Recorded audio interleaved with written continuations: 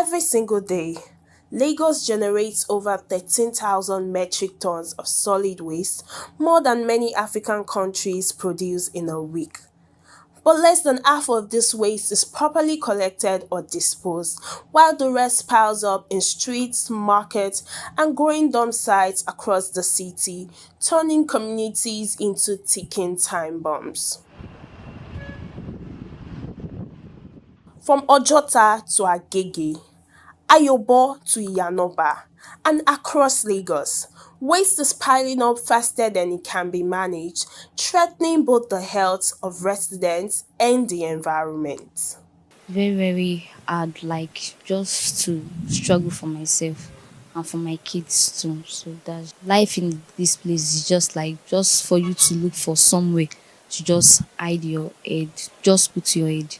And they face a lot of challenges here in this place because like what I'm saying here, the place they live, kind of work they do, where they cook and what they eat every day. It's going to affect them because many of them are here just for them to survive. There is just one of two things that is come up is that they will have to sell something before they will see money here to eat. Either they sell plastic or a rubber or keg or nylon. So they'll need to sell it. They'll work hard to get the money here. But in this place, you see a lot of people they are living here. It's not like they don't have the money to rent house, but the money is too hard for them to see. Even though if they see the money safe, they will have to buy something. If rain fall, you will see a lot of water before you are coming into this place. But beyond residents, thousands of people depend on these dump sites for survival, selling food and scavenging recyclables in risky and unhealthy conditions just to make a living. The question remains, how is the government tackling this challenge, and what is the plan for communities like Ojota, where the health of thousands is at stake? We have monitoring and compliance officers who go around to enforce environmental laws. So since last year, we've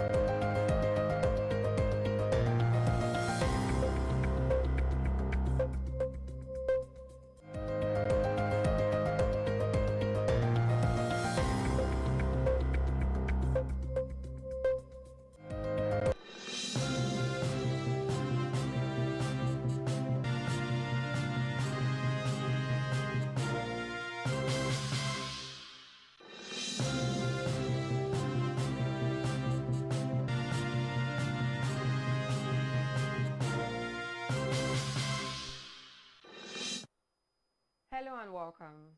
We're delighted to have you join us at this hour on African News 24 TV for news and updates of events happening around you. I am Praisat Delike. Here are the stories and reports we have for you at this time. The United Kingdom has declined Nigeria's request to have former Deputy Senate President Ike Ekweremadu transferred home to complete his prison sentence. According to a report, the British Ministry of Justice said it was not satisfied that Ekweremadu would continue serving his term if repatriated. The decision came after a delegation sent by President Bola Tinubu traveled to London to negotiate his transfer. Ekweremadu is serving a 9-year, 8-month sentence for a 2023 conviction after an attempted organ trafficking case involving a young man brought to the UK. His wife and a Nigerian doctor were also convicted, though his wife has finished serving her term and returned to Nigeria. The National Drug Law Enforcement Agency has arrested 2 women in Edo State, including a teenage social media influencer accused of promoting and selling cannabis-laced cookies. The Edo NDLEA commander, Dr. Michel, said the suspect, 19-year-old Praise Nwogu, known online as Candy, and 25-year-old Ebong Ogosa, were picked up after weeks of surveillance. He explained that Nwogu was arrested with trays of brownies that tested positive for cannabis, while Ogosa was found with marijuana, Colorado, and baking tools used in producing the drug-fueled snacks. And now, President Bola Tinubu has ordered the immediate withdrawal of police officers attached to very important persons nationwide, directing that the personnel be reassigned to co-policing duty. The directive followed a security meeting held on Sunday in Abuja with heads of police, army, Air Force, and the Department of State Services. According to presidential spokesperson Bayo Onanuga, VIPs who still require protection will now obtain armed escort from the Nigerian Security and Civil Service Defense Corps. Tinubu expressed concerns over declining police visibility in many remote communities where stations reportedly operate with minimal manpower amid rising cases of banditry, kidnapping, and communal violence. To address the shortfall, the president approved the recruitment of 30,000 new police personnel, alongside a planned upgrade of training facilities nationwide. The federal government will work with state governments to modernize police academics and improve officer training. The United States has agreed to step up its efforts for Nigeria's security operations through enhanced intelligence sharing and defense assistance. This is according to presidential officials in Abuja, who explained that the partnership is aimed at strengthening Nigeria's response to terrorism, banditry, and other emerging threats. The government described the move as a timely boost to ongoing efforts to stabilize the country, stressing that President Bola Tinubu remains committed to rebuilding national security and welcomes every genuine international collaboration. Former Abia State Governor ORJI KALU has accused unnamed political actors of sponsoring killings and kidnappings across the country to frustrate President Bola Tinubu's administration. Speaking with journalists in Abuja, KALU said the search is targeted attacks, abductions, and coordinated assaults on communities show signs of deliberate sabotage rather than ordinary criminal activity. According to KALU, quote, "These killings are political. Some people want Tinubu to fail, and they are using its insecurity to push that narrative." End of quote. Nigeria is grappling with a new education crisis as a wave of abduction and violent attack have prompted several state governments to shut down schools. The measures, authorities say, aim to protect students amid worsened security, but critics warn that prolonged shutdown could derail learning for thousands of children already at risk. We have more in our next report.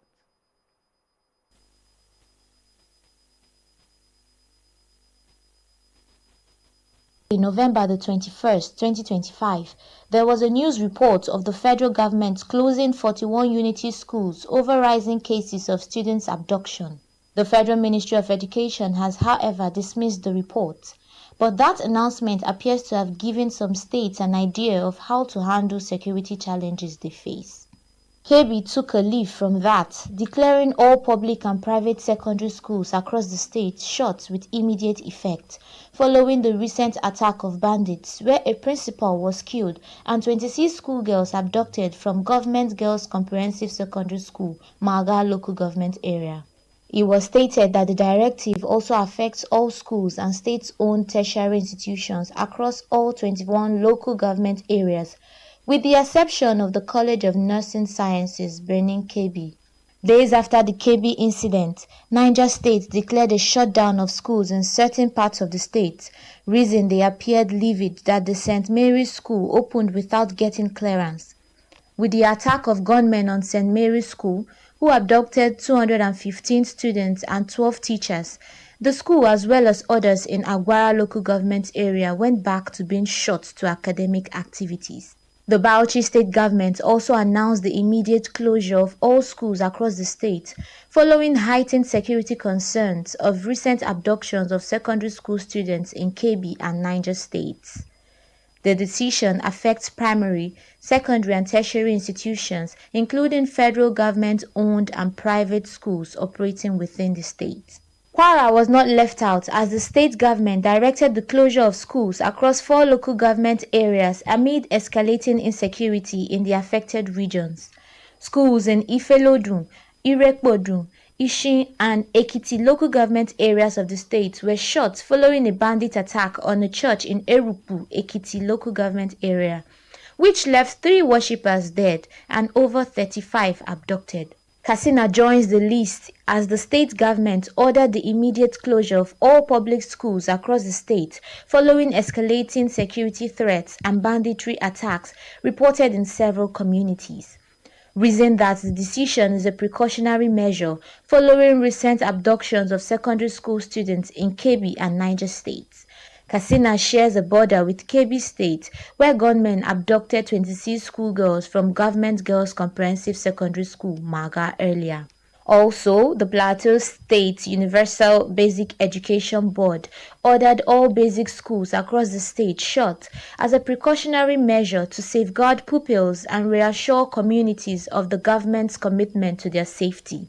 In contrast, however, some northern state governments do not seem to see that as a viable approach to tackling the challenge at hand. They prefer instead to adopt targeted security measures, including relocating boarding schools to safer areas and increasing patrols around vulnerable communities. Commissioner for Education, Science and Technology, Wadatao Madawaki, says that instead of shutting down schools, the Zamfara state government has introduced new security measures to protect learning centers and ensure pupils continue classes without fear of attacks. Sokoto is on the same page with Zamfara on this approach. The special advisor to Governor Ahmed Aliyu of Sokoto State on security matters, retired Colonel Ahmed Usman, criticized the recent wave of school closures across the northern region, warning that shutting down learning institutions does more harm than good. In the midst of this security crisis, education experts and humanitarian agencies are warning that repeated or prolonged school closures risk widening Nigeria's already large out-of-school population. They call on the government to introduce security measures to protect learning centers rather than total shutdown, or employ alternative learning arrangements such as temporary learning centers, radio lessons, and psychosocial support for affected children. While authorities stress that safety is the priority, the uneven responses across the states highlight challenges in balancing security concerns with continued access to education. The week just concluded came more with one day, one report of attacks in different parts of the northern part of Nigeria. In our next report, we review how the week went. Except for the backlog of anxiety that has built with the renewed attacks in different parts of the northern Nigeria, by the second day of the week, the fragile peace had scattered with a report of an attack by gunmen on Government Girls Comprehensive Secondary School in Maga, KEBBI State. By the time the shooting and the operation of the agents of death settles, 25 girls have been abducted. Worse still, the vice principal who had stand to protect his students had been killed. The attack generated cry from across the country, but before the citizens could take in the story, another attack had happened. Gunmen invaded a church holding a service in Kwara State. That onslaught led to the death of 3 worshippers and 38 others abducted in spite of their efforts to hide from the predator. Days after, the kidnappers demanded 100 million naira on each of the 38 victims. Thankfully, they are all reported rescued now without paying ransom. On Wednesday, several soldiers were injured after terrorist ambush troops deployed to rescue kidnapped schoolgirls in KEBBI. The soldiers were attacked less than 24 hours after the Chief of Army Staff ordered an intensified round-the-clock operation to locate and free the abducted students. Thursday came with the news of the military bombardment of the terrorist hideout. The air component of operation, Nigerian Air Force, talked about the launch of decisive airstrike on Ara, a notorious terrorist hideout in Sabisa, Borno states, neutralizing many of the terrorists. Friday came with the news of another abduction in a school. gunmen raided St. Mary's Catholic School in the early hours of the day, abducting over 300 students and 12 teachers. At least 50 of the kidnapped students from the Niger school abducted have reportedly escaped. Same for KEBBI, where 2 of the schoolgirls have reunited with their family. There are promises of military intervention by the government at both the federal and state level to ensure abducted victims are rescued. However, though free, none of the victims will remain the same after this experience. The governors of the Southwest states have converged on Ibadan, the Oyo state capital, in a closed-door meeting.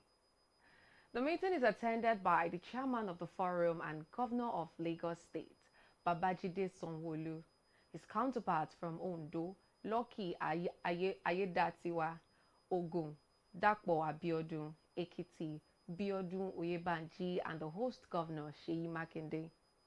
The deputy governor of Osun State, Kola Adewusi, who is representing Governor Ademola Adeleke. Inside sources says the emergency meeting is aimed at addressing the current security situation in the country. The meeting, which is a follow-up to a similar one held in Lagos on Thursday, November 13th, also discusses other pressing issues affecting the region, such as agriculture, regional cooperation and integration, food security and economic growth. Now we move to business stories.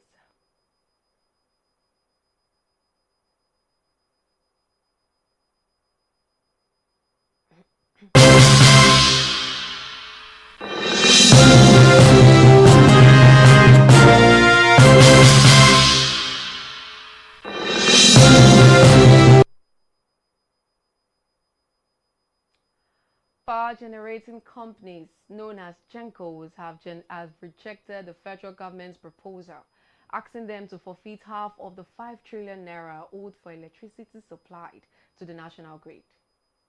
The offer sent to GENCOS proposed paying about 2.4 trillion naira as a final settlement through a bond finance special purpose vehicle that would take over the liability from the Nigerian Bulk Electricity Trading PLC.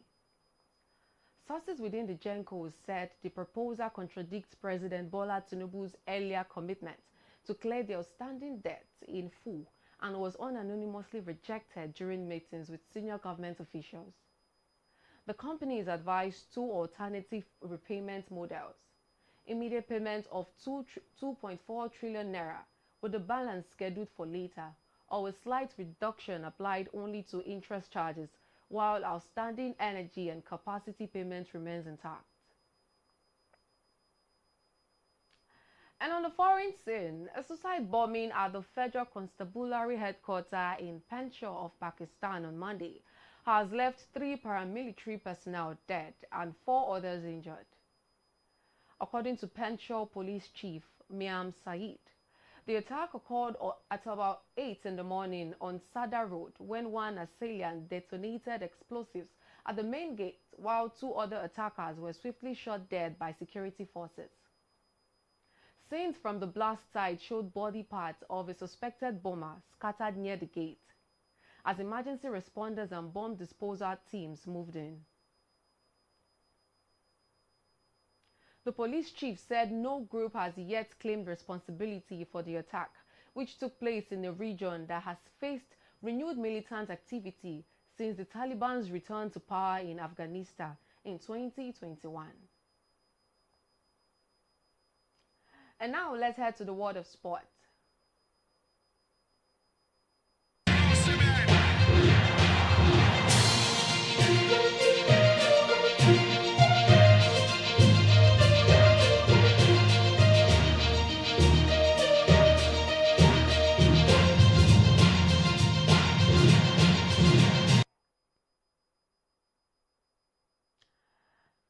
Former Manchester United star Wayne Rooney is pointing fingers at Mohamed Salah for Liverpool's recent dip in form. Speaking on his podcast, Rooney reacted to the 3-0 home loss of Nottingham Forest over the weekend, noting that despite Salah's 5 goals this season, the forward has not delivered a goal contribution in several matches. Rooney suggested that manager Onslaught may need to take a bold call, even if it means leaving the Egyptians out of the starting lineup. He argued that Salah's lack of defensive effort sends the wrong message to players waiting on the bench, adding that Wenger's legendary status at the club shouldn't exempt him from accountability. Now let's head to entertainment.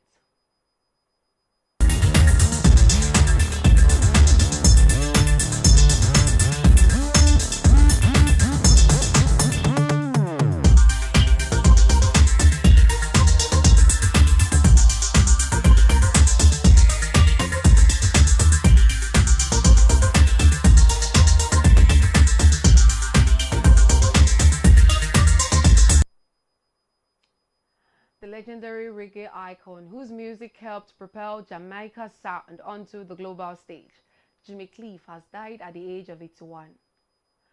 His wife, Latifah Chambers, announced his passing on Monday, revealing that the singer succumbed to complications from a seizure followed by pneumonia.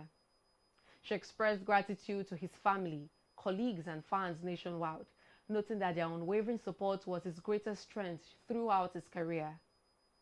Over a remarkable 4 decades, Cliff crafted an influential catalogue that blended reggae with folks and rock. His socially conscious lyrics tackled themes of politics, poverty, injustice, and war, earning him acclaim as one of reggae's most pivotal figures after Bob Marley. Tributes have been pouring in from across the world, including from Jamaica's Prime Minister, Andrew Holness, who hailed Cliff as a true cultural giant. And that's all we have for you at this hour. Thank you for staying with us on African News 24 TV. Don't forget to follow us on all our social media platforms displayed on your screen, and visit our website at africannews24.ng to stay informed and ahead. I am Praise Adeleke. We'll be back with more updates in our next broadcast. Bye for now.